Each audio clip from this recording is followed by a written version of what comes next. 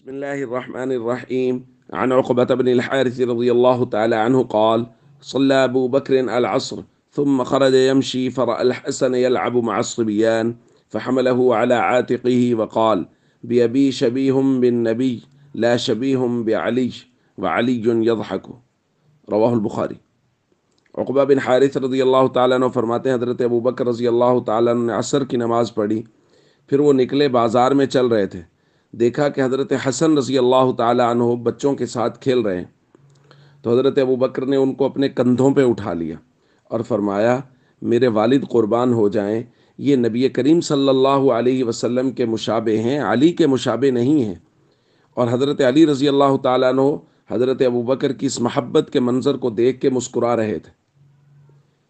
دوستو، یہ صحابہ اور اہل بیت کی محبت کا ایک خوبصورت منظر ہے کہ حضرت ابو بکر حضرت حسن رضی اللہ تعالیٰ عنہ کو اپنے کندھوں پر اٹھائے ہوئے ہیں، چونکہ انہوں نے دیکھا تھا نا کہ حضرت حسن کو نبی پاک صلی اللہ علیہ وسلم اپنے کندھوں پر اٹھاتے تھے، تو حضرت ابو بکر نبی پاک صلی اللہ علیہ وسلم کے طریقے کے مطابق حضرت حسن کو اپنے کندھوں پہ اٹھائے ہوئے ہیں اور فرما رہے ہیں کہ یہ نبی پاک صلی اللہ علیہ وسلم کے زیادہ مشابہ ہیں، علی کے زیادہ مشابہ نہیں ہیں۔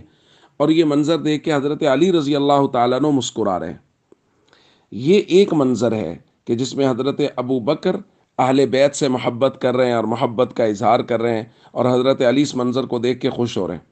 ایک دوسرا منظر بھی دیکھیے، محمد بن حنفیہ جو حضرت علی رضی اللہ تعالیٰ عنہ کے بیٹے ہیں، وہ کہتے ہیں: قلت لابی، میں نے اپنے والد سے پوچھا، یعنی حضرت علی رضی اللہ تعالیٰ عنہ سے، ای الناس خیر بعد رسول اللہ صلی اللہ علیہ وسلم، نبی کریم صلی اللہ علیہ وسلم کے بعد سب سے زیادہ بہتر شخص کون ہے؟ تو حضرت علی رضی اللہ تعالیٰ عنہ نے فرمایا: ابو بکر، ان کے بعد سب سے اعلیٰ افضل مرتبے کے اعتبار سے وہ ابو بکر ہیں۔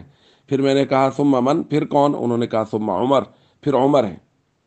یہ حضرت علی کی محبت کا منظر ہے۔ تو یہ جانبین سے محبتیں نبی پاک صلی اللہ علیہ وسلم کے زمانے میں، ان کے بعد یہ محبتیں قائم رہیں۔ یہ چند فتنہ پرور اور بدبخت لوگوں نے لوگوں کے درمیان یہ باتیں پھیلانا شروع کر دیں کہ جی وہ تو بڑے مسائل تھے۔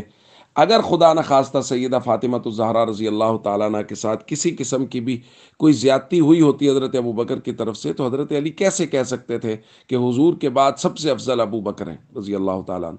یہ کچھ لوگوں نے غلط فہمیاں پیدا کرنے کی کوشش کی ہے۔ ہمیں ہمیشہ ان سے بچنا چاہیے اور صحابہ اور اہل بیت سے ہمیشہ محبت رکھنی چاہیے۔ والسلام علیکم ورحمۃ اللہ وبرکاتہ۔